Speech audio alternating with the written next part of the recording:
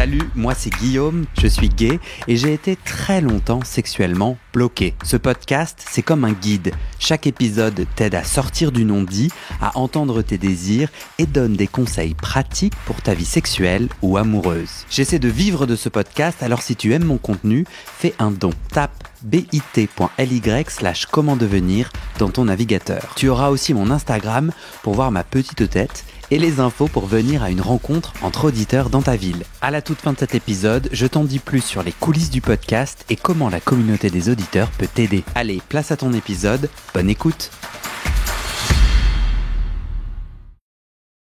Es-tu bien installé ? Pour moi, c'est parfait. Génial. François, partie 2 de ton témoignage. On s'est laissé à la fin de la partie 1 où en fait t'es allé raconter ta rencontre avec ton partenaire actuel et j'ai trouvé que c'était très joli parce que justement tu me racontais, lorsqu'on a préparé ce témoignage, tu me racontais que face au rejet que tu ressentais sur les réseaux de rencontres, enfin que tu vivais sur les réseaux de rencontres parce que tu étais trop vieux, tu te dis bon allez, j'arrête les réseaux de rencontres. Mais là, au dernier moment, comment ça s'est passé ? Vous vous êtes quand même rencontrés. C'est lui qui t'a contacté ? Non, c'est moi qui l'ai contacté. J'étais sur ce site de rencontre parce que je sais pas où est-ce que j'avais pioché cette information. C'est un site sur lequel on m'avait dit mais tu devrais peut-être aller sur ce truc-là parce que y a beaucoup de mecs séropos et peut-être tu auras moins de gars qui te rejettent, tu vois. Parce que toi, sur les réseaux de rencontres, c'était t'es trop vieux et séropos ? C'est oui, ça ? oui. C'était séropos qui t'excluait ? Les deux. Ok. Les deux. Et là, donc, sur ce site de rencontre, en fait, c'est plutôt un site avec des gars qui ont des pratiques un peu... Il les qualifie hard un peu, tu vois, genre... Kink, on peut dire le nom du... Avec des trucs en cuir, avec des cagoules, avec des harnais, avec tout un tas de trucs, tu vois. Incroyable, mais vrai. Ah, ben oui, c'est un gars qui avait un sexe... qui a toujours, d'ailleurs, un sexe shop, oui, ça, on peut dire ça comme ça, à Lyon, en fait. Mm-hmm. Il m'avait dit, mais tu devrais aller là. Et puis surtout, c'est là un peu ce qu'on avait évoqué tous les deux. Il me dit, mais tu sais, à partir d'un certain âge, il faut quand même que tu boostes un peu ton truc, là, avec un peu de cuir, avec un peu de latex, avec un peu de machin. Tu vois, ça va pepser un peu ton profil et tu vas certainement trouver des gars, en fait, sans problème. Et c'est comme ça que je suis allé sur ce site de rencontre, en fait. Voilà. Ça t'intéressait, ces kinks, le cuir et tout ? Non, toi t'y vas parce qu'on t'a dit qu'il y avait moyen, peut-être. Ok, ouais. Moi j'y vais plutôt parce qu'on m'avait dit qu'il y avait des séropos et qu'il y avait moins de discrimination sur ce site. Après, moi, les trucs en cuir ou tout. C'est quoi le nom du site ? Oui, voilà. Okay. Et les trucs en cuir ou latex comme ça, ouais, c'est sympa, c'est joli à voir, mais bon... C'est aussi une question de fric. Je trouve que c'est hyper cher ces trucs-là. En fait. Tu vois, quand t'as tout l'attirail, franchement, il faut gagner je sais pas combien de milliers d'euros. Tu vois, c'est un truc de fou quand même. Ouais, mais c'est clair. Je trouve que c'est assez discriminant socialement. Mais bon, ça c'est une autre problématique. Tu te souviens de son profil ? Ah oui, parce que moi, en fait, sur ce truc-là, tu sais, tu peux choisir l'âge des gars que tu veux contacter. Tu peux choisir la provenance géographique. Qu'est-ce que tu peux choisir aussi leur pratique, tout ça. Donc moi, je m'étais dit de toute façon, je veux pas un partenaire qui est moins de mon âge, voire plus, tu vois. Donc après, rapidement, le site te propose moins de personnes, parce que plus tu fais de sélection, moins t'as de clients, on va dire ça comme ça. Et donc je cliquais sur son profil et puis je laissais un message du style salut, comment tu vas, j'aimerais bien discuter avec toi, on pourrait se rencontrer. Et alors lui, franchement, je sais pas comment il s'était démerdé pour être là sur ce truc-là, mais genre il avait rien mis tu vois, aucune pratique, pas de photo avec du cuir, pas de photo avec du latex ou je ne sais quoi, tu vois, rien. Bonjour, même pas bonjour, enfin c'était vraiment le truc, je dis on va quand même le contacter, on sait jamais. Et donc j'ai eu une réponse de sa part. Parce que alors moi, je m'étais fait un putain de profil de salope de première classe où j'avais fait des tas de photos avec tout un tas de bordel, où j'avais mis toute une page avec toutes les... Je faisais tout. Parce qu'à ce moment-là, tu te dis, j'envoie le paquet pour rencontrer... Absolument. Un peu, tu sais, un peu comme quand tu réponds à une annonce de Pôle emploi, tu vois. Enfin, France Travail. Tu boostes ton profil. Mais c'est marrant parce que... Enfin non, c'est pas marrant. Dans la partie 1 là, de ton témoignage, t'as raconté qu'à un moment donné, tu t'es prostituée pendant 1 an et demi, super jeune, autour de 18 ans, parce que tu fuis tes parents. Là, à nouveau, j'entends un raisonnement, tu vois, de la tête, un raisonnement de travailleur du sexe, quoi. Bah, parce que dans ma tête, je me dis, bah, s'ils veulent des salopes, on va en donner des salopes. Ouais. Mais à aucun moment... Parce que c'est l'image aussi que je me faisais. De quoi ? De ce qui se passe sur ce site-là, tu vois. Donc si j'ai bien compris, tu te dis, puisque je suis vieux, ma seule possibilité, c'est des espaces un peu kink, cuir. Ça ne me correspond pas, moi, François. Mais c'est mon seul... Parce que à l'époque, il y a une petite dizaine d'années, à Lyon, il n'y avait pas de bar.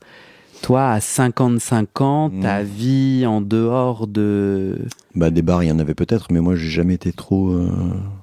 Des sex-clubs, il y en a aussi, tu vois. Je fréquentais un peu des sex-clubs, mais bah, j'avais pas rencontré, tu vois. Et il me semblait aussi que le sex-club, c'était pas non plus le lieu où les gens venaient, tu vois, pour rencontrer un partenaire avec lequel ils allaient peut-être avoir une aventure, tu vois. C'est pas le lieu pour... Et les bars, moi, je sais pas, j'ai jamais été trop bar non plus, même quand j'étais plus jeune, tu vois, ça n'a pas été trop mon univers, les bars. D'abord, je sais pas draguer, déjà pour commencer. Donc, c'était vraiment un endroit, vraiment, où j'allais pas du tout, en fait. Tu te sentais plus à l'aise en ligne? Ouais, ben oui, parce que ce site-là, en fait, c'était assez sympa, ouais. Ok. Et quand tu dis, j'ai fait un profil de salope... Ah, mais oui. C'est genre... C'est jouissif. En même temps. C'est ça. Parce qu'en fait, c'est un peu... Je suis une salope au fond de moi, c'est un bon truc, j'aime le sexe. Non, c'est pas du tout ça. C'est pas ça. C'est parce qu'en fait, j'ai l'impression que ce site-là, ça fonctionne exactement comme j'évoquais Pôle emploi ou France Travail. J'ai l'impression qu'en fait, ces sites, ils invitent ou ils incitent les gens qui sont connectés ou qui sont inscrits sur leur réseau à être le meilleur. Donc, il faut... Et tu le vois très bien quand tu visites les profils. Il y en a, ils savent précisément comment il faut prendre les photos, avec des bons éclairages, avec les bonnes prises de vue, avec tout le... Comment dire quand ils écrivent aussi, tu vois, leur présentation, tu sens que c'est léché. C'est parce qu'il y a un vrai travail où tu es la personne, où tu vends en quelque sorte un produit, quoi. Voilà. Tu t'es jamais dit... Et en fait, ben moi je sais faire ça. Ouais. Mais et tu t'es jamais dit que tu mettais en avant une part qui n'est pas toi, et donc t'allais attirer à toi des personnes qui te correspondent pas? Non, ça j'avais pas réfléchi à ça. Non. Toujours est-il que ça a marché. Oui. Donc alors, tu lui envoies je lui envoie et il te répond. Message. Il me répond en me disant merci de ton message, mais pour l'instant je suis pas à Lyon et je suis assez loin. Mais par contre, donne-moi ton numéro de téléphone et je peux te faire des SMS. C'est plus rapide que le site en fait. Donc voilà. Bon. Donc toi, t'avais zéro info sur lui. T'avais des photos? Ouh là là, une putain de photo, genre un photomaton, tu sais, où il avait la barbe et tout, un truc horrible. Ok, tu le trouvais beau? Bah, a priori, je dis, bah, il est bourru un peu celui-là, mais ça me plaisait bien, en fait, tu vois. En tous les cas, il répondait à tous mes critères. Il était plus âgé que moi, genre quelques années de plus, donc on était de la même génération. Il était donc lyonnais, voilà. Et apparemment, c'était marqué qu'il était libre aussi, il n'était pas en couple, donc parfait. Uh-huh. Donc c'était au moins les 3 critères que je m'étais fixés. Et donc j'envoie mon numéro de téléphone et il m'a répondu, il m'a envoyé un SMS, il était sur la plage et tout, et on a correspondu, tu vois, d'abord par SMS, comme ça, pendant presque une semaine, parce qu'il était en vacances. Vous n'êtes pas appelé? Non, que des SMS. Et quand il est rentré, on a fixé un premier rendez-vous pour baiser. Et ça a été le putain de pied. Et voilà comment notre aventure a commencé. Super. En fait. Et alors, non, mais le truc marrant, c'est qu'en fait, quand je l'ai contacté sur le site, et les 2-3 premiers échanges qu'on a eus avant que je lui donne mon numéro de téléphone, je lui ai dit surtout, va pas lire mon profil. C'est le truc un peu genre, ça va peut-être te décourager. Mais t'avais écrit quoi sur ce profil? Ah non, mais je pourrais pas le retrouver, mais des trucs de fou, quoi. Enfin, bon, des pratiques très hard. Oui, parce que c'était le site, donc j'ai inventé des trucs, tu vois. Ah ouais? Ah oui. Je dis, si on est là-dessus pour inventer, tu vois. Voilà. Ok. Un vrai discours de théâtre, hein, carrément. Ok. Ah, voilà. Donc tu lui dis, ne va pas... surtout, ne va pas le lire, parce que franchement, j'avais bien compris dans les 2-3 petits messages qu'il m'avait envoyés que lui, il était pas trop dans ce trip-là. Donc je me dis, faut pas le décourager quand même, tu vois. Bon, évidemment, aujourd'hui, on en rit parce que la première chose qu'il a fait, évidemment, c'est d'aller lire et regarder mon profil. Et voilà comment notre aventure a commencé. Mais tu l'as rassuré, ou en tout cas, il est pas parti en courant? Non. Tant mieux. Comment, t'as mentionné que tu étais séropositif. Comment est-ce que ta séropositivité, comme ça, oui, toutes les syllabes, a impacté ton chemin de sexualité dont on parle, ton chemin d'intime? Alors quand j'ai découvert ma séropositivité, en fait, ça s'est passé. J'étais avec un partenaire depuis, on va dire un mois. Ouais, ça faisait un mois et demi qu'on était ensemble. Tu as quel âge? C'était en 2005-2006. 2006 peut-être, oui. 2005-2006. Au début de l'année, oui. On s'était rencontrés en décembre. On a vécu tout de suite une aventure assez proche. Et à la fin du mois de janvier, on avait eu des relations sexuelles, mais pas de pénétration. Et on s'était dit, quand même, peut-être ce serait bien si on avait des pénétrations, maintenant qu'on se connaît bien et que on n'a pas eu d'autres partenaires. Par contre, avant, peut-être, on va faire un test. Donc, nous voilà tous les deux partis en couple faire le test. À l'époque, tout ce qui se passe au Griffon, tu sais, le centre de santé sexuelle communautaire à Lyon, c'était à l'Hôtel Dieu. Là où il y a aujourd'hui le truc de luxe, c'est là où se situait le dépistage. Alors attends, c'est très intéressant parce que comme moi je suis parisien, je sais absolument pas de quoi tu parles. Mais bon, en gros, t'es allé dans un centre de santé. Voilà, on y est allé en couple. Ok. Le même jour. Parenthèse, c'est quoi le truc de luxe que vous avez à... C'est l'Hôtel Dieu. C'est un hôtel. C'est devenu un hôtel de luxe. Hôtel 5 étoiles, voilà. Et c'est là où se déroulaient avant les dépistages, en fait. Ok, excuse-moi, merci. Donc vous y allez en couple? On y va en couple, on fait notre dépistage et puis on a un rendez-vous pour avoir les résultats une semaine après en fait. Et c'est là que j'ai appris ma séropositivité. Ça a été un coup terrible parce que je ne pensais pas du tout être séropo. Franchement, pas du tout. Ah mais c'était carrément, je suis tombé de très très haut. C'était très dur. Et là, je lui dis, écoute, je vais pas t'obliger à continuer la relation avec moi. Bon, écoute, on va se séparer. Et comme ça, toi, tu es beaucoup plus libre, parce que lui, il était séronégatif. Et donc, il a pas voulu qu'on se sépare. Donc, on est restés ensemble. Et à partir de là, si tu veux, la question de la pénétration, déjà, c'était très compliqué parce que j'avais peur que lui devienne séropositif. Et d'une façon concomitante ou parallèlement, en fait, si tu veux, moi, au fur et à mesure que le temps a passé, je me suis découvert une très grande difficulté à jouir, à éjaculer, en fait. Et encore aujourd'hui, j'ai vraiment du mal à éjaculer, c'est à jouir. Je jouis d'une autre façon, Mais éjaculer, c'est hyper compliqué pour moi. Ok. Alors que je comprenne bien, quand tu t'inquiètes qu'il devienne séropos, c'est que vous n'avez pas discuté d'une stratégie de protection entre vous, enfin, que ton cerveau, de façon irrationnelle, malgré les protections que vous mettez en place. Si, bien sûr, parce que quand le médecin nous a reçus, il nous a reçus en couple. Pour nous dire, bon, bah, on n'est quand même plus dans les années 80, votre ami va pas décéder dans 15 jours, avec des préservatifs, tout va très bien, et probablement que votre ami, en fonction de son taux de T4, il va probablement prendre un traitement assez rapidement, en tous les cas, de toute façon. Donc, vous ne risquez rien tous les deux. Vous pouvez vivre votre vie de couple et votre sexualité sans problème. À l'époque, est-ce que... C'était en 2006. En 2006, alors il me semble que c'est à l'époque... Et à l'époque, nous, enfin moi en tous les cas, à l'époque, on m'a pas donné un traitement tout de suite. Okay. On attendait, le médecin attendait que j'ai un certain nombre de T4 pour me mettre sous traitement. En fait. Et à l'époque, vous aviez entendu en couple, parce que I égale I, c'est indétectable égale intransmissible, c'est-à-dire une personne qui est indétectable, qui est séropositive indétectable, ne peut pas transmettre le VIH.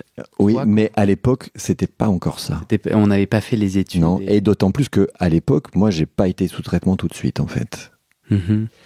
J'ai été sous traitement, je crois, presque 2 ans, 2 ans après. Parce qu'en fait, j'avais un taux de contamination stable, mes T4 ne baissaient pas non plus. Et voilà, donc il fallait quand même faire attention. Voilà. D'accord. Oui, donc ça explique pourquoi toi t'avais cette crainte. Voilà. Et je faisais des cauchemars des fois aussi. D'ailleurs, j'en fais encore. J'en fais moins, mais ça m'arrive des fois de faire ce cauchemar. C'est toujours le même, c'est assez dingue. Il m'arrive un accident. Mais un accident où tu vois, je perds du sang, où j'ai une blessure, et j'ai dit à tout le monde, surtout me touchez pas, c'est horrible. C'est absurde de faire, mais je fais encore des fois ce cauchemar. À l'époque, je faisais très souvent ce cauchemar. En fait, tu ris, mais c'est pas drôle. Ah bah non, c'est pas drôle. Non, mais tu réagis comme tu veux et tout, mais oui. Putain. Ah oui. Parce que... Et donc, par rapport à la question... I égale I n'arrive pas... Enfin, il y a une part de ton cerveau qui dit non. Non, mais en fait, il faut se remettre dans le contexte de 2000... Non, mais là, on est aujourd'hui. Oui. Alors aujourd'hui, en tous les cas, oui, je fais encore de temps en temps ce cauchemar. Une part de ton cerveau veut pas entendre que I égale I. Oui, absolument. Pourquoi ? Ça, je ne sais pas. Si j'avais la réponse, ça serait bien. Mais pour l'instant, non, j'ai pas de réponse. Et cette question de l'éjaculation, vraiment, alors est-ce que c'est lié à ça ou à autre chose ? Parce qu'il peut y avoir d'autres causes. Pas que la séropositivité, ça peut être aussi, mais tout simplement mécanique. Quand j'étais plus jeune, déjà, tu vois, j'étais genre pas éjaculateur précoce, quoi. Ça mettait déjà un certain temps. Donc peut-être qu'avec l'âge, tu vois, ça a augmenté aussi, tu vois, ça se rajoute avec tout ça, quoi. C'est quoi ton intuition ? C'est lié ? Moi, je pense qu'il y a un peu des deux. C'est-à-dire qu'à la fois, quand on prend de l'âge mécaniquement, c'est peut-être on jouit moins rapidement. Donc voilà, ça c'est une des premières, un phénomène qui se rajoute à celui de la séropositivité, où j'ai toujours pas fait ce travail sur mon sperme n'est pas contaminant en fait, parce que j'ai un traitement, je suis observant, voilà. Ça veut dire quoi, j'ai pas fait ce travail ? T'as l'impression qu'il y a un travail thérapeutique probablement, oui. J'aurais peut-être dû faire ce travail thérapeutique avec un professionnel, tu vois, voilà. Avec un sexologue, peut-être. Tu utilises l'imparfait parce que tu souhaites pas le faire ? Maintenant que j'en suis, franchement. C'est contradictoire avec ce que tu as dit dans l'épisode 1. C'est-à-dire ? dans l'épisode 1, assez rapidement dans ton témoignage, tu racontes qu'avec ton partenaire que t'aimes et avec qui vous avez une chouette sexualité, là en ce moment vous vous questionnez sur justement la pénétration, votre futur de la sexualité. Donc en fait, le taf, tu le fais. T'es déjà en train de le faire. Oui. C'est quoi, c'est maintenant que j'en suis. Ah non, François. Non, mais c'est pas. Attends, mais moi, il faut que je me dise que après 60 ans, en fait, j'ai la vie continue, quoi. Oui, la vie continue. À 90 ans. À 90 ans, si moi, je pense, que je m'autoriserais perso à 90 ans à dire bon, voilà, les choses sont faites. 90? Non, tu as raison, Guillaume. La vie continue, mais je crois que ce travail que je pourrais faire avec un professionnel m'apporterait rien de plus dans la satisfaction que j'ai de ma sexualité. C'est-à-dire que entre nous, entre mon partenaire et moi, le fait que je mette très très longtemps à éjaculer et qu'on ait quelquefois des séances de baise où j'éjacule pas, ça nous pose pas de problème en fait. On en a parlé tous les deux, on a évoqué cette question-là, et voilà, ça pose pas de soucis. Toi, ça te pose en tous les cas, moi, ça ne m'enlève aucun plaisir, aucun.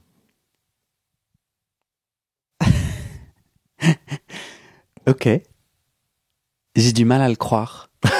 Mais oui. Pas bien, et je suis sûr qu'il y a plein d'auditeurs qui vont m'engueuler parce qu'en gros, je te ramène, je peux juste te partager moi, je suis dans un désir de nous libérer. Oui. Avec ce podcast, me libérer moi, aider plein de gens à se libérer, libérer de la honte et de la culpabilité, d'être gay, d'être bi, d'être queer, d'être séropo, d'être kinky, etc. Moi, la honte et la culpabilité, ça me fait chier, et c'est mon ennemi numéro 1. Après, le fait qu'on fasse des choix, qu'on investisse ici et pas là, qu'on ait ce désir et pas celui-là, ça, après, moi, j'ai pas d'injonction, et j'ai pas du tout l'idée que j'ai en tête une sexualité épanouie. Oui. Bah, par exemple, si je te dis que avec mon partenaire, par exemple, quand on est dans cette relation, quand on est en relation sexuelle, qu'on est dans nos séances, et qu'au bout de 20 minutes où il me branle, j'ai toujours pas éjaculé, putain, mais moi, ça me fait mal à la bite, quoi, en fait. Et il me dit, putain, mais tu vas cracher. On en rit plutôt tous les deux, tu vois, parce que... Mais comme j'ai pris du plaisir à d'autres trucs et que c'est bien dans ce moment-là, tu vois, bah ça sort pas. Hein. Ouais, bien sûr. Et tu peux décider de te mettre en route sur ce chemin ou pas quand tu seras prêt ou pas. Non, il n'y a pas d'injonction. Mais tu sais, non, mais pour peut-être les auditeurs aussi à qui ça arrive, parce que je pense qu'il y a des tas de gars qui peuvent être dans la même situation que moi. C'est-à-dire qu'à la fois des tas de gars séropos peut-être qui ont aussi peut-être des questionnements ou qui ont du mal avec l'éjaculation ou qui ont encore du mal avec leur sperme. Je pense qu'il y en a encore. Bien sûr. Donc peut-être en écoutant, ils vont se dire bah je suis pas tout seul, tu vois, à me poser. Bien sûr, ouais. Parce que même quand je suis tout seul et que je me dis bon alors j'ai quand même essayé de me branler, tu vois. Putain, mais des fois ça me fait mal au bras, j'en ai marre quoi. Parce que ça sort pas, quoi. Au bout d'une demi-heure, mais des fois une demi-heure, 3/4 d'heure, et ça fait 3/4 d'heure que je me branle et j'ai toujours pas joui. Et la dernière fois que t'as essayé, c'était quand? Bonne question. Bah, ça fait presque 1 semaine et demie. Ok. Je pense que c'est là où moi je me permets, on est entre nous, et puis te permet un peu de te gratter, où je trouve que c'est contradictoire, parce que quelqu'un qui vraiment fait la paix, il y a plein de façons de jouir, l'orgasme, l'absence d'éjaculation est absolument pas une catastrophe dans sa sexualité. Mais quelqu'un qui du coup dit bon non, c'est pas mon délire, n'a pas essayé il y a 1 semaine. Tu crois ça? Ah mais bien sûr. Enfin, c'est mon petit opinion de Guillaume, qui honnêtement, comme on se connaît pas vraiment, tu peux dire Guillaume il m'emmerde, mais je sens un élan et un désir de reconnecter avec l'éjaculation, et je sens que t'es au travail en ce moment, il n'y a pas plus tard qu'1 semaine, à essayer, et voilà, mais moi après moi j'ai aussi la facilité, moi j'ai un peu la solutionnite aiguë, j'adore donner des solutions à tout le monde et à moi inclus. Bon, Voilà, on ferme la parenthèse ici, mais ouais, je te sens vraiment dans un élan et pas du tout dans un chapitre fermé. Et je me demandais d'ailleurs le lien entre ta capacité et ton désir à être actif, à pénétrer, et cette possibilité d'éjaculer. Est-ce qu'il n'y a pas dans ton cerveau aussi un éloignement, si le désir est une conquête, et que, parce que tu hochais de la tête tout à l'heure quand je disais, moi ma théorie c'est qu'on est tous en puissance, un peu de tout. Oui. Toi t'étais plutôt d'accord. Peut-être que, ouais, dans la conquête que tu pourrais avoir envie de mener, si tu peux te renouer avec ta capacité à éjaculer, alors pénétrer sera beaucoup plus fun, peut-être. Oui, peut-être. Oui. En tout cas, moi, c'est un truc que j'ai conquis. J'arrivais pas à pénétrer et éjaculer. Oui.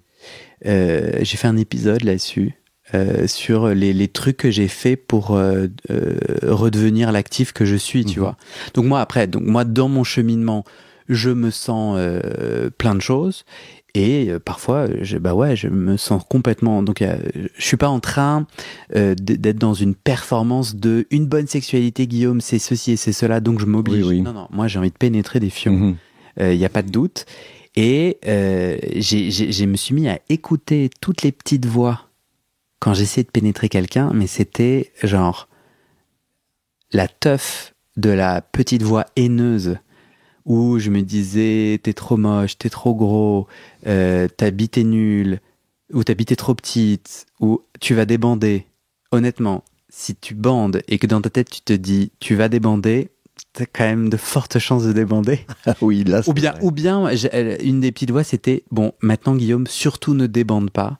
Autre moyen parfait pour débander. Oui. Et après, une fois que je pénétrais, je me disais, là, c'est nul. Et même si mon partenaire gémissait, j'étais là, putain, c'est nul. Et en plus, il fake. Mais oui. C'est impressionnant, le cerveau. Oui. Hein. Oui. Et c'est peut-être pour ça que j'ai la solutionnite aiguë, c'est que je me dis, putain, on peut pas rester avec ces petites voix d'autodétestation, quoi. C'est trop injuste. Et c'est trop injuste parce que ces petites voix, elles viennent de l'homophobie, elles viennent de tous les stigmas qui existent. Enfin, moi, je suis désolé, je suis pas né avec ces voix méchantes quand j'essaie de faire du sexe anal, quoi. Tu vois ce que je veux dire? Et en tout cas, c'est ma croyance puissante. Et je pense que c'est pour ça que je suis un petit peu véhément dans mon envie de donner toutes les clés possibles. Alors peut-être que le travail après des actifs est peut-être plus compliqué, peut-être, parce qu'il y a justement cette question. Moi, c'est souvent la question que je me suis posée. Est-ce que pour moi, c'est plus facile d'être passif? Parce qu'il y a justement pas ce travail psychologique de me dire il faut que je sois performant, il faut que je bande longtemps, il faut que, tu vois, je se bande dur, et puis que je sois endurant aussi, tu vois. Tout ce travail-là, Bien quand sûr. on est actif, c'est un vrai boulot, je pense, tu vois. Et des fois, c'est plus facile d'être passif parce que ou tu dis rien, ou tu fais semblant. C'est plus facile de faire semblant, à la limite, tu vois. C'est marrant parce que, c'est pas marrant, c'est attristant de te réentendre être plus facilement dans la position de celui qui subit. Ouais. Et il y a pas très longtemps, avec mon partenaire. Quand je dis pas très longtemps, si quand même, il y a peut-être maintenant 3-4 ans, on a eu un petit souci, parce qu'en fait, je ne le savais pas, mais lui, il prenait un produit pour bander. Et il me l'avait pas dit. Tu vois, il prenait un produit pour bander plus longtemps, plus dur, enfin je sais pas ce que c'est, des pilules, je sais pas quoi, genre Viagra ou je ne sais quoi, tu vois, un truc que le médecin peut-être te prescrit, mais qui peut être un peu dangereux, et notamment pour les personnes séropositives, tu vois. Des fois, ça peut avoir tu peux avoir des effets, des effets secondaires surtout. Voilà. Et un jour où on était en vacances, enfin une semaine où on était en vacances, donc il prenait ce truc-là, mais moi je l'avais pas vu, je savais pas qu'il prenait ce truc-là. Et il a eu carrément une sorte de cécité, genre il voyait plus d'un œil du tout en fait. Il est lui-même séropositif. Oui, il est séropo. Oui, sinon on comprend pas. Voilà, il est séropo. Et d'un seul coup, tu vois, il voyait plus d'un œil. Et là, j'ai dit, mais qu'est-ce qui... Tu vois, on commence à creuser un peu. Je sens qu'il voulait pas me dire qu'il prenait ses produits. Et puis, bon, il me lâche le morceau en me disant, mais oui, pour qu'on puisse faire l'amour tous les deux. Je prends ce produit parce que ça me rassure. Comme ça, je peux bander plus longtemps, te faire plus jouir, te faire plus plaisir, etc. Quel petit chou. J'ai dit, mais t'es carrément con. J'ai dit, mais attends, mais on n'a pas besoin de ça. J'ai dit, mais à la limite, si tu bandes pas, ou pas suffisamment, ou pas, c'est pas aussi longtemps, mais c'est pas grave, mon gars. C'est pas les Jeux Olympiques, ce qu'on est en train de faire quand même. Attends, arrête. Et tu sais que ça lui a quand même duré, cette cécité, là. Pendant 3 jours, il était pas bien, il voyait pas et tout. Et à partir de cette semaine-là, on a convenu d'un commun accord que, et oui, d'ailleurs, c'est marrant parce que quand on prend rendez-vous ensemble et qu'on regarde nos agendas, pour vos dates, là. Voilà, je lui dis, écoute, on va essayer. Et si ça marche pas, mais on aura le plaisir d'être ensemble quand même et de faire un truc, tu vois. Parce que je sens qu'il a besoin d'être rassuré sur, oui, si je bande pas suffisamment longtemps, ou, tu vois, est-ce que moi ça va me faire quelque chose ou pas, tu vois.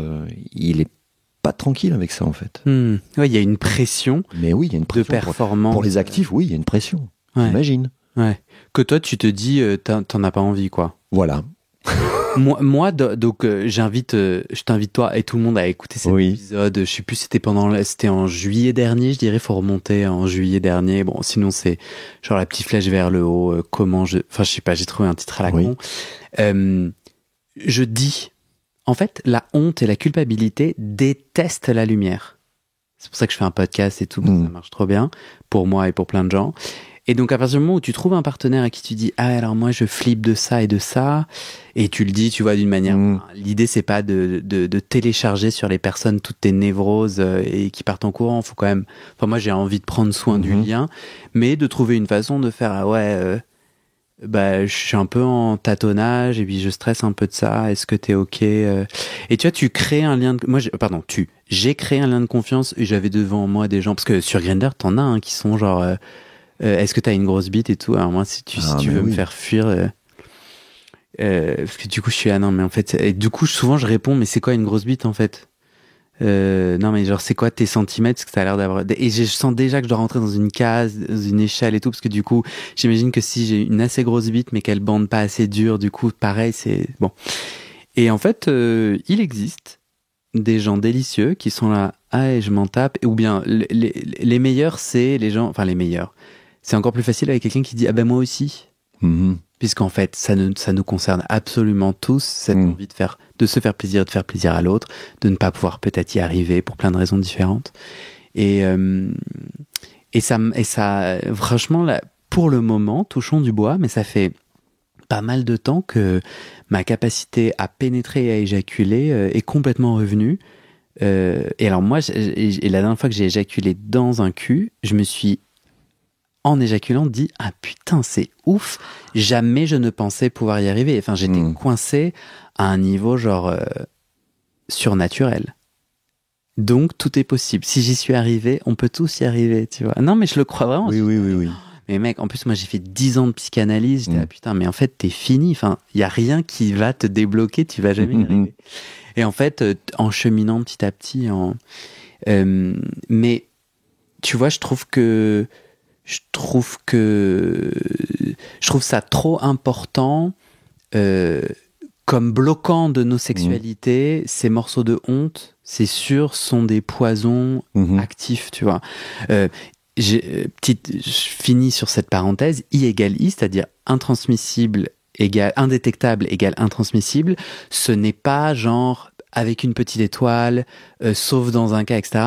Non. Toutes les études depuis énormément d'années, c'est 100%, c'est-à-dire ils ont même dû arrêter les études parce que, avec des lots comparatifs, 100%, donc c'est pas, tu sais, parce qu'en effet, il y a certaines protections comme le préservatif, mettre une petite étoile, et en effet, il peut y avoir des cas, nanana. Là, c'est pas, il peut y avoir des cas, point final. Et c'est une science qui est connue depuis de nombreuses années. C'est pas genre, l'année dernière, on a commencé les ARV, les antirétroviraux, c'est les années 90. Petit à petit, les formules ont évolué. Mais tu vois ce que je veux dire? Et pour autant, les dégâts de la sérophobie dans nos cerveaux, eux, sont encore très actifs et nocifs actuellement. Oui, ils agissent, absolument. Ils agissent terriblement. De façon, tu vois, insidieuse. Oui. Et ils ont besoin de l'ombre et du silence pour continuer à exister, tu vois. Ils ont besoin qu'on s'en parle pas. Ils ont besoin qu'on n'en parle pas à des thérapeutes pour continuer leur merde. Et donc, parlons-en. Oui, parce que ça nous sape. Tu vois, en lame de fond, comme ça. Insidieusement, oui, c'est juste ça. C'est marrant parce que du coup, je me dis, on arrive à la fin de ton témoignage. Oui, Guillaume. On n'a jamais autant prononcé mon prénom que dans ton podcast. Hein. C'est marrant. Oui. François. Non, mais c'est vrai. Avec quoi on pourrait finir? Ouais, c'est ce que je me demandais, tu vois. Là, je regarde un peu la liste de nos petits sujets. Est-ce que tu as l'impression, tu m'as dit, pour moi, c'est très important de raconter le vieillir gay, le vieillir séropositif. C'est toi qui m'as dit que c'était important pour toi de raconter. Est-ce que tu as eu l'impression qu'on a... Oui, on a un peu brossé un peu tout. Oui, on a voyagé dans tout ça. J'ai un dernier truc. Et c'est pas mal. Ouais, moi aussi, je suis très... Mais peut-être on pourrait juste redire que ce que j'ai l'impression, si tu veux, en prenant de l'âge, c'est que il faut... Et c'est pour ça que j'évoquais tout à l'heure les discussions qu'on a avec mon partenaire. C'est pas évident de se dire peut-être, ou de se réinventer, tu vois, une sexualité qui est liée à la fois à un nouveau rythme de sexualité qui lorsque l'on est plus âgé, plus âgé, qui n'est pas celui de la performance, tu vois, qu'on n'a pas forcément besoin de prendre des produits pour être en communion avec son partenaire quand on prend de l'âge, que peut-être ce qui est le plus difficile, et tu vois, je suis en train de travailler là-dessus aussi avec mon partenaire, c'est de se dire qu'on suscite plus le désir. Par exemple, tu te balades dans la rue, tu te balades dans le métro. Quand on est plus jeune, très souvent, tu sais, on a des clins d'œil, tu peux choper des mecs un peu comme ça dans la rue. Encore, ça existe. Quand tu prends de l'âge, là, c'est terminé. Hein. Moi, je chope pas des mecs dans la rue. Hein. Ah oui. Ah, moi, ça m'arrivait. Ça m'arrivait. Ah oui, vraiment. Hop, vous regardez. Ah si, c'est faux. Ça m'est arrivé 1 ou 2 fois. Moi, ça peut arriver. Oui, voilà, bah bon, bref. Ça s'arrête. Quand tu prends de l'âge, ah oui, tu deviens totalement... moi, je le constate, hein, et je le constate depuis... C'est assez récent quand même, peut-être 2-3 ans, je suis totalement invisible. Et voire même, des fois, quand je croise des gars... je perçois qu'ils sont pédés, tu vois, mais carrément ils détournent la tête, ils veulent pas me voir qu'en fait. T'es aussi invisible dans des lieux communautaires, des bars, des associations, tu ressens? Alors je vais pas tellement dans les bars. Ouais. Les assos, bah oui, je suis dans 2-3 assos. Moi je dirais oui à Paris, que plus tu vis. À Lyon, bah écoute, je suis dans une assos où il y a beaucoup de jeunes. Écoute, je sais pas comment ils font. Je trouve que c'est compliqué d'être en relation avec des jeunes. À la fois parce que j'ai l'impression que leur mode de relation entre eux, c'est devenu tellement compliqué. Déjà, moi, j'ose pas parler à qui que ce soit parce que je sais pas s'il faut dire yel, yul, je sais pas quoi. Tu vois, c'est compliqué aujourd'hui, tu vois, avec toutes ces problématiques de consentement, toutes ces problématiques de... Moi, je n'ose plus parler à qui que ce soit en fait, parce que t'as peur de te ramasser un râteau ou de pas employer le bon pronom. Toi, t'as vécu comme ça du rejet. Donc, en fait, ce que j'entends, c'est que dans les lieux communautaires, tu te sens pas invisible, mais tu sens un choc générationnel où tu n'arrives pas à décoder. Ah, mais c'est énorme. Et tu as déjà été rejeté parce que tu as utilisé le mot... Rejeté, non, ils te rejettent pas, mais ils te parlent pas. Donc, c'est pas du rejet, en fait. Hein, c'est une forme de rejet, parce qu'ils sont bien élevés, quand même. Hein, ils font quand même tous des masters genre, quand même, voyez-vous. Donc, c'est pas du rejet, mais tu sens que, franchement... t'as pas ta place. Voilà. Ouais. Moi, j'ai l'impression que nos sociétés occidentales... C'est mon oui, ton analyse d'aujourd'hui. Bon, mon analyse, je suis pas très compétent pour avoir une analyse, mais on commun, nos sociétés occidentales gèrent pas bien la vieillesse. Enfin, tu vois, nos vieux crèvent en EHPAD. Ok, bon, est-ce que c'est vraiment c'est quand je compare avec d'autres possibles. Mais bon, d'autres possibles où tu tapes tes parents vieillissants si t'en as et tes grands-parents chez toi, du coup, c'est ça l'autre possible. Enfin bon, donc je donne de leçons à personne, mais je trouve qu'il y a une couche supplémentaire. En tout cas, je ne souhaite pas avoir mes parents, s'ils m'écoutent, chez WAM. Enfin, parlons-en, mais je me perds. Je trouve qu'il y a une couche supplémentaire quand on est queer. Mm-hmm. Parce que si on est LGBT et qu'on décide de pas avoir d'enfants, c'est mon cas, par exemple. Et ben du coup, moi, je vais vieillir comment, tu vois. Et j'ai l'impression, et ça, c'est une des choses que tu m'as dit quand on a préparé cet entretien, nous n'avons pas de référents vieux LGBT dont les histoires sont contées, sont racontées, et peuvent servir d'exemple ou de contre-exemple. Tu vois ce que je veux dire? J'ai l'impression, en tout cas, qu'un homme gay meurt, disparaît, après 50 ans, après 60 ans. En effet, sauf s'il est ultra kinky, qui rend un peu mon intro de l'épisode précédent, j'avoue et tout, mais sinon je ne les vois pas et je ne les entends pas. C'est pour ça que j'étais content de faire le podcast avec toi aujourd'hui et que je continue à avoir envie de faire entendre plein de voix différentes et tout. Merci en tous les cas de ton accueil.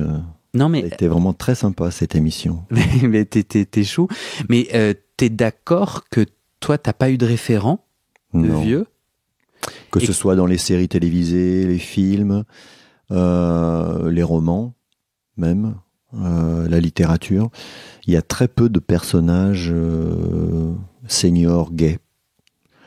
Il y en a quelques-uns, bien sûr, on pourrait forcément, tu vois, si on se mettait autour d'une table et on se dit, bah là, maintenant, on va faire concrètement l'inventaire de ces personnages-là, on en trouvera probablement, tu vois. Mais je pense qu'on va les compter sur les 10 doigts de la main à peine, tu vois. J'ai le souvenir d'un film que j'ai vu il y a très très peu de temps, là, Les Tortues, avec ce très bel acteur anglais qui a joué dans les films de Ken Loach et Olivier Gourmet, où ils interprètent tous les deux un couple gay à Bruxelles. Ils sont âgés, bien sûr, mais en dehors de ça, tu vois, j'ai pas d'autres. Il y en a pas qui me viennent tout de suite à l'esprit, quoi, en fait. Tu vois. Ouais. C'est vraiment une image, oui, bien sûr, de ce vieux gay qui est un peu absent.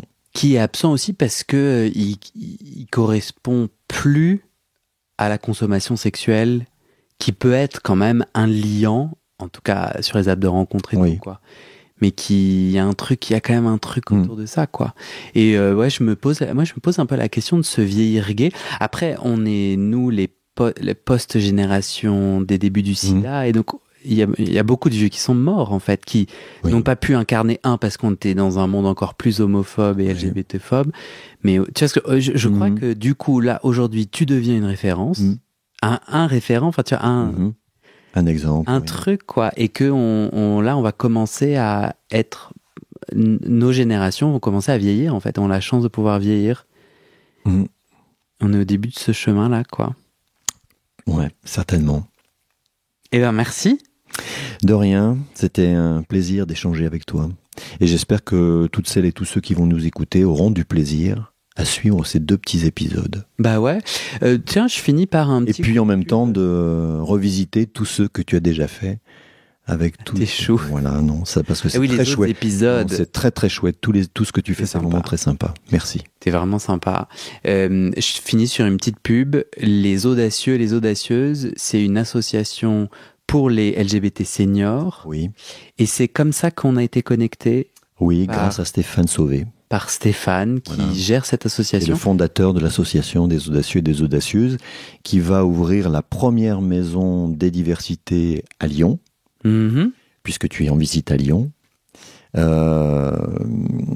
le plateau de la Croix-Rousse. Voilà. Donc cette maison, elle a comme objectif d'accueillir des seniors LGBT et leurs alliés pour leur proposer un vivre ensemble et une solidarité, une bienveillance dans cette maison en fait. Ouais. J'espère qu'on aura des tas de projets qui vont être culturels,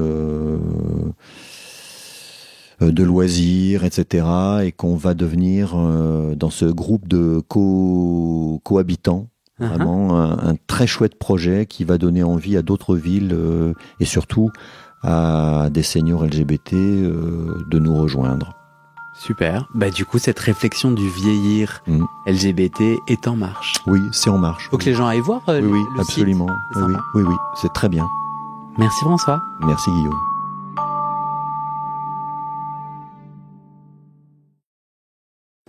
Et c'est la fin de cet épisode. Et maintenant, je te donne les dernières infos sur les coulisses du podcast et comment la communauté des auditeurs peut t'aider. Mais d'abord, on doit parler sous. Ce podcast, c'est mon boulot à temps plus que plein et j'ai pris 2 décisions. Première décision, je ne veux pas rendre le podcast payant. Je veux qu'il reste accessible. Deuxième décision, je ne veux pas non plus de sponsors commerciaux.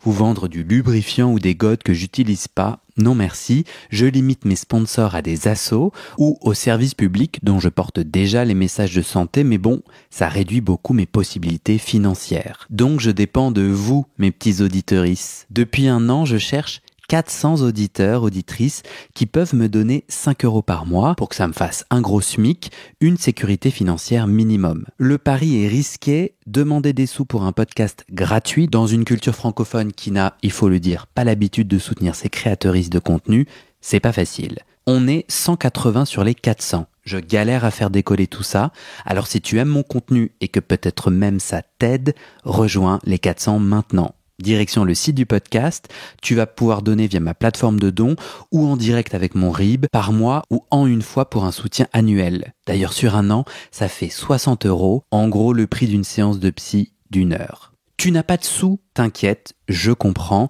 alors clique tout de suite sur s'abonner dans ta plateforme d'écoute, active les notifications pour recevoir le titre de l'épisode dès sa publication et mets 5 étoiles et un commentaire sur la page du podcast sur Spotify et Apple Podcast. Ces petites actions, ça pousse l'algorithme à proposer le podcast à plus de gens et ça m'aide à trouver des témoignages et des donatrices. Bon, maintenant, faut que je te parle de ce qui se trame derrière le podcast avec notre belle communauté des auditeurs. Sur le site du podcast, tu trouveras notre annuaire collaboratif des soignants-soignantes gays ou queer-friendly. On se partage entre nous nos contacts des soignants avec lesquels on se sent safe, médecins généralistes, proctologues, psy, sexothérapeutes, etc. partout dans le monde. Tu trouveras aussi mes réseaux sociaux et ma communauté WhatsApp. Je te montre ma petite tête, je te raconte les coulisses du podcast, souvent je pose des questions pour des futurs épisodes, je demande de l'aide ou toi, tu peux aussi m'envoyer des messages, par exemple des messages d'amour pour me motiver, ça me fait très plaisir. Tu trouveras aussi sur ce site la communauté Discord du podcast, c'est là où les auditeurs peuvent parler entre eux, peuvent parler des épisodes, de culture et aussi de sexe et de leurs sujets intimes. Pour découvrir tout ça, tu tapes dans ton navigateur bit, c'est bit sans e.ly/comment devenir. Merci à toi et à très bientôt dans tes oreilles.